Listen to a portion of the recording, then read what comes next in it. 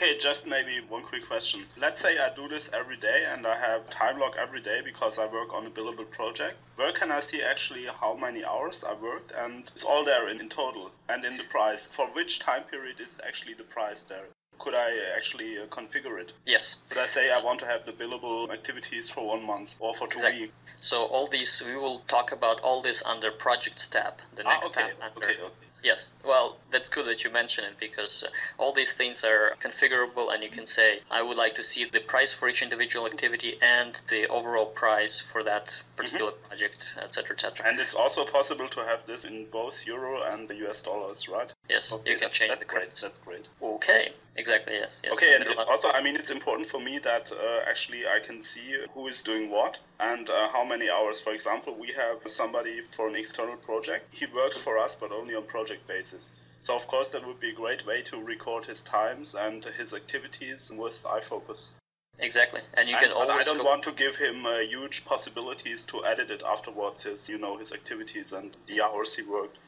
That's a very good point, yes. He can say, oh, maybe they have a little bit more money for this project than we. Yes, and we make it 5 hours more, so, Yes, exactly, yes. Yeah, that's something I would not want to have.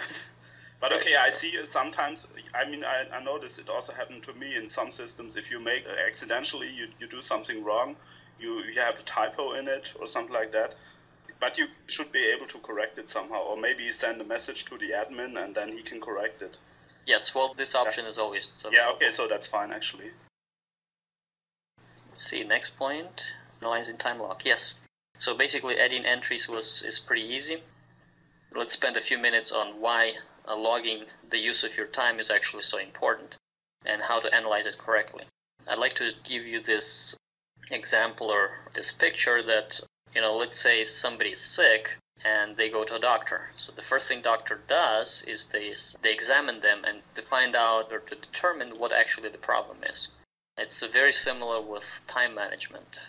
A lot of people can improve their time management. So the first step to improving their time management is to actually figuring out what is being done wrong right now and what we can improve in the future. So this analyzing your own, and this is a very, very powerful self-improvement technique. This can be done, and I do it all the time. A lot of project management consultants advise to do something like this for at least a few weeks at a time to see how you spend your time. And they basically advise to use the paper-based forms where you input the time when you started, you put the time when you finished. So it's a lot of work. It's not hard to figure out why the time is limited to a few weeks.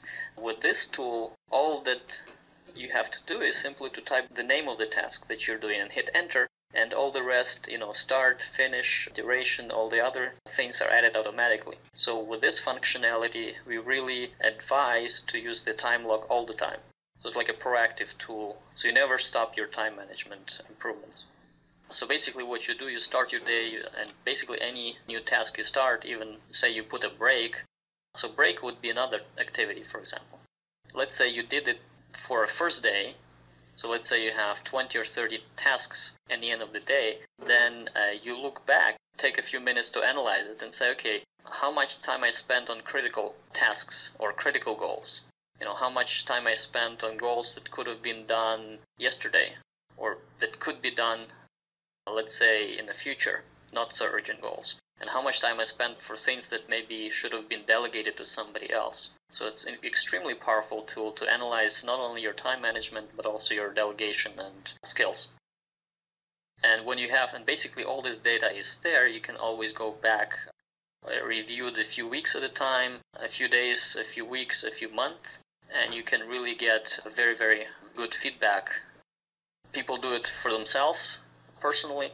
In some cases, the project manager is in that process as well, helping to analyze the time log for that individual person. But even to have access to your own time log on a regular basis has proved to be a very powerful way to improve your time management and delegation skills. So that's so much about time log. Any questions? Now let's move to the second very interesting area of iFocus, and this would be goal setting. We are still under this time tab.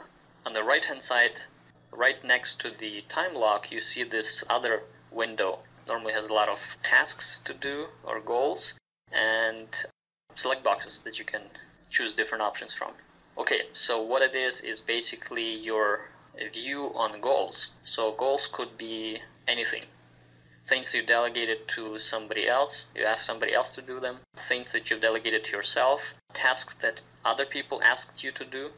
All this thing can be viewed and managed from this little area, as well as from the goals section or goals tab top left that we will talk about in a few minutes. Okay, so what we have on the time, and let's call it a goals window or goals view. So what we have on the top left in this goals window, different types of goals. And this is, again, let's go back to what we talked about, that we need to really combine corporate goals or company goals with personal goals so that people can, let's say, not combine, but put them in perspective so that you could see how your personal goals fit into the company goals and vice versa.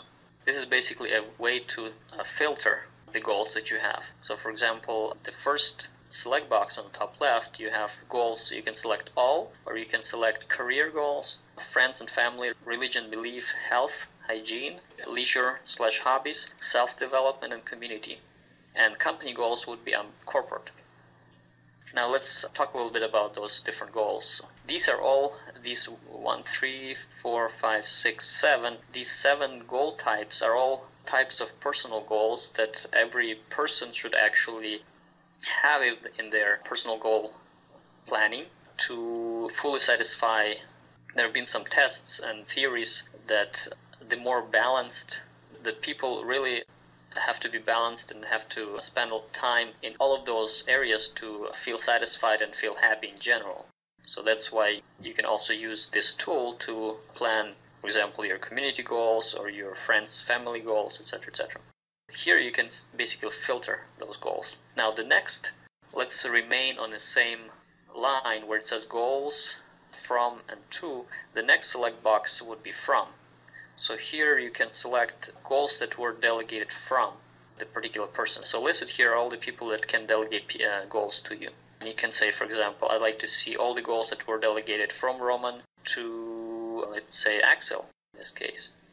And it's actually pretty flexible, pretty interesting. You can see what I have delegated to whom and when it is due. For example, if I would select from all to Axel, I would see all the goals that Axel received or that were delegated to him, including the goals that he has delegated to himself. Or I can say, what if I select Roman to Axel, I could see only the goals that I have delegated to him. And if I select from Roman to all, I could see all the goals that I have delegated to everybody else. So this is actually a very, very flexible and powerful way to manage. The project manager especially really gives you a lot of power on your fingertips to manage things you delegated to yourself as well as to your team and others outside. Okay, so this is so far the first row. Is there anything you'd like me to elaborate on, or everything is clear so far? No, it's clear actually right now. Okay, so this is one row, or the first row on the top. Now let's look at the row below that where it says daily, near term, add new, and then weekly near term. Those are basically another interesting view that you can use to review different types of, or compare different types of goals. So as you mentioned, this second row is actually split into 2 columns. So one column reads daily near term, another column reads weekly near term. So those would be, and actually these columns are there for the very special reason, for the very particular purpose, in that they allow you to see your goals in perspective. So for example, you can select, instead of daily, you can select weekly goals. So what you will see here is all your weekly goals on the left hand side. Let's say you select weekly on the left hand side, and then you see the monthly on the right hand side. So what it does for you is it allows you to see how your weekly goals contribute or are linked to your monthly goals.